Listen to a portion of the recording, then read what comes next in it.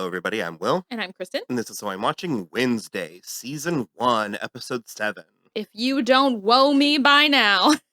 Also, in this episode, she said quid pro quo, so... Yeah.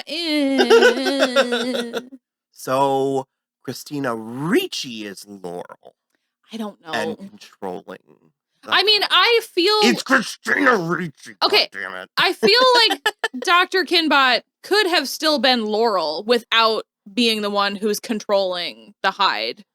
I was so proud of myself. Yeah. And then this episode, and I was like, oh, God damn it. I do have to say that I did say that I was like, because it's not Xavier. And no, there's literally no way. I literally did say, I was like, because if it's any of the boys, it's Tyler. Yeah. That he was giving me Milady, like, if I can't have you, no one will vibes. I mean, it wasn't that gross, but it was like it was like the TV 14 version of that. Uncle Fester was in this one. Yeah, Fred Armisen. Mixed results for me. Yeah. I am actually surprisingly a decent Fred Armisen fan. Sure. It depends.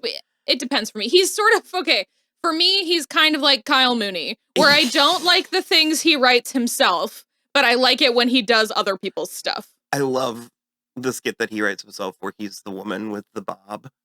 Sure, yeah.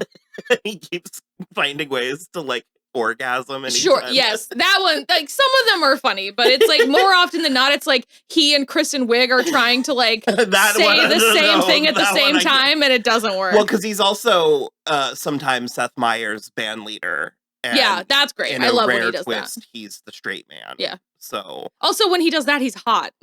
So. But, no, I really wanted to be there. I think from a visual standpoint, it looked great. Yeah. And I think the caliber, his star power fit in. But I felt like I was watching Fred Armisen do Uncle Fester impression. You know, It didn't. I also just don't really care. Like, Uncle Fester is not, like, what's bringing me to the Addams Family. So it's sort of, and I think that's the only episode Did he rob the bank? He must have. There was dog happening. And so I wasn't sure some of the lines of dialogue got. Also, I was cooking. So my dog is the cutest thing. And I was making turkey pot pie. And so. And I have the reliability of a goldfish. Yeah. So, no, because they were looking for a bank robber. And he had that silly scooter. And yada yada. Basically, he filled Wednesday in that they were dealing with a hide. Yeah, so got that one. Mm-hmm. And it's not about figuring it out. I'm not one of those people. No, you are really like you're like chomping at the bit for it, though. It's kind of funny. Well, I thought I did. I was like, oh, I think this works. I think my issue with Christina Ricci is, well, it was the way she was introduced. It was the way that in the first episode they were giving us information and they sort of cut from the first attack to her. Yeah. And also, she hasn't done anything.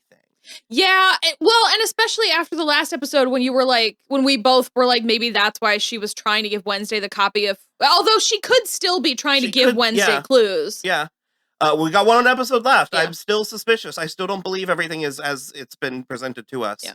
I also think this has not been like officially greenlit for a season 2. So like if this doesn't wrap up, we may never know. It will. It's a huge hit. It's really, I really like it. It's not that she's so busy. Yeah. But I don't necessarily know that she's on this show. Christina Ricci. Like, I think she could be the season 1 villain. And I think that's the nod to her. Because she's also a producer, correct? I believe so. So. Yeah. I've loved Christina Ricci my entire life. Like, I don't remember the first time I saw Casper. And also, she is busy. She's got Yellow Jackets. Yeah. I mean, how many runaway smash sci-fi hits can she do in 1 year? More. How many is Zoe Saldana doing? Christina Ricci can do it. It does seem that Miss Dr. Kinbot is dead. They said it. She was attacked by the Thing. I don't know. I'm still. And then speaking of that, Thing got attacked. Totally, fully stabbed right in the heart, right in the little heart, the little hand heart. We had a full discussion where I was like, does it have a heart? And you're like, well, it's bleeding, so blood is pumping somewhere. Yeah. And I was like, could you imagine because it's got stitches all over it. So I was like, could you imagine if they put like little organs inside? Like, does it have a little brain?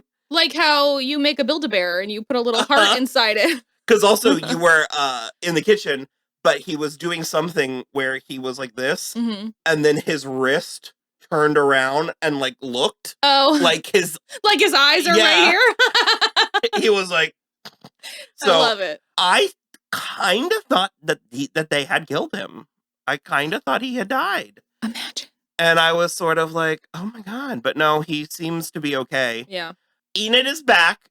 And it's the first time I've actually been suspicious of Enid. Mhm. Not to any grand deal, but the way she just sort of was like, I needed boundaries, Yoko, blah, blah, blah. We're talking a lot about Yoko, and we're not seeing Yoko. She's real. No, I know we saw her that one time. No, but... she's been in every single episode. Oh, okay. She's in the background. She's a vampire. Yeah. I was just putting it out there. Naomi J. Ogawa.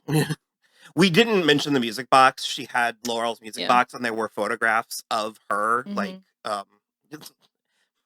basically, we're dealing with a Kanema. Yeah. It was just like production stills of Jenna Ortega. Just like it was of Crystal Reed. Yeah.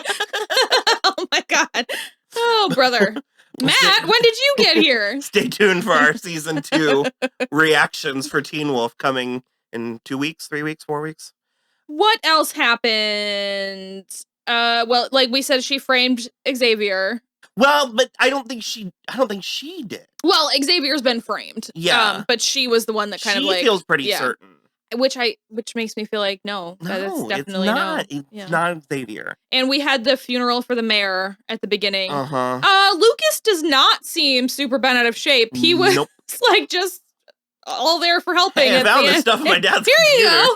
you go. But yeah, that's the majority of the episode. We didn't say it, but Wednesday then went and decided to give Tyler a chance. And she kissed him. And she could see the Hyde killing Dr. Kinbot. And then it turned into Tyler. Mm-hmm. Yeah. And which means he scratched himself outside the house.